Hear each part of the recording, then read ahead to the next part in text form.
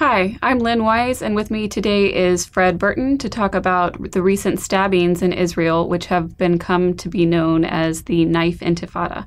So, Fred, I'll begin with a little context. Last year, Israel and Hamas and the Gaza Strip came to a ceasefire.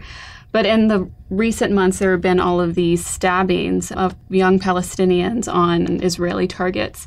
So it seems like things are really heating up, but not necessarily the nature of the violence isn't the same as it's been before. So can you tell me a little bit about how things are different this time? Well, I think first off, Lynn, there's some degree of brilliance and simplicity with these attacks that are taking place.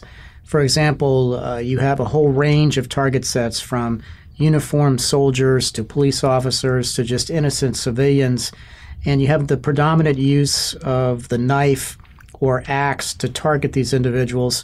And then we've also seen pistols and car rammings where individuals have just driven into bus stops, for example. I think the challenge for the Israeli National Police and the IDF is to have enough uniformed and undercover presence on the streets to be able to thwart this from happening.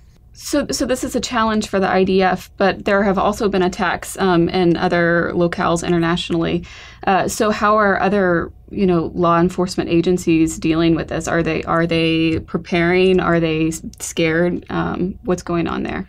Well, that's my fear, Lynn, is we've already seen attacks unfold in Sweden and France.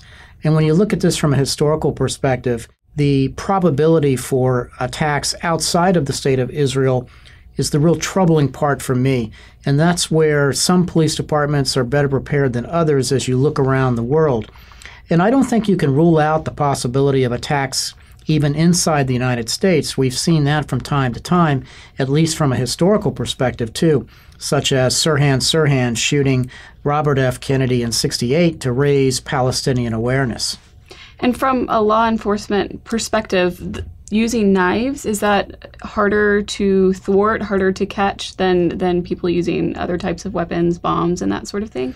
Without a doubt. A knife is a deadly weapon, and it's easy to secrete. You can hide it in different kinds of weapons. I've seen one that was displayed coming out of Israel where you had a stiletto-style knife hidden inside a comb, so you can secrete them in different kinds of objects. But someone that knows how to use a knife can kill a lot of people very quickly.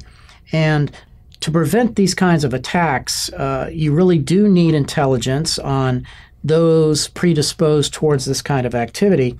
But you also need a heavy uniformed police presence as well as plainclothes counter-surveillance personnel at locations that are more probable for attacks than others.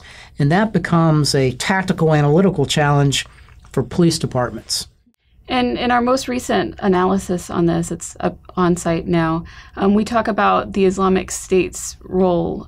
They've been promoting these attacks, trying to get more people to conduct them. How is that changing things, the conflict?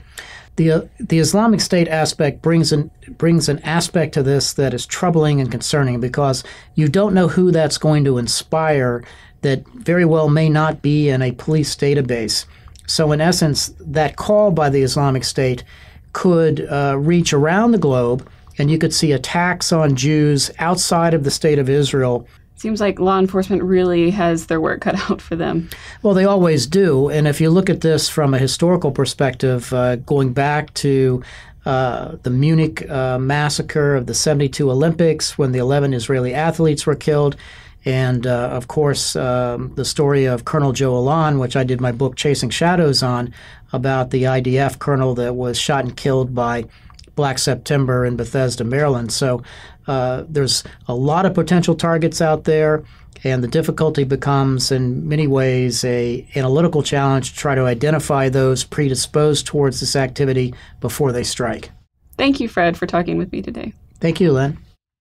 For more on security and the Middle East, please visit stratfor.com.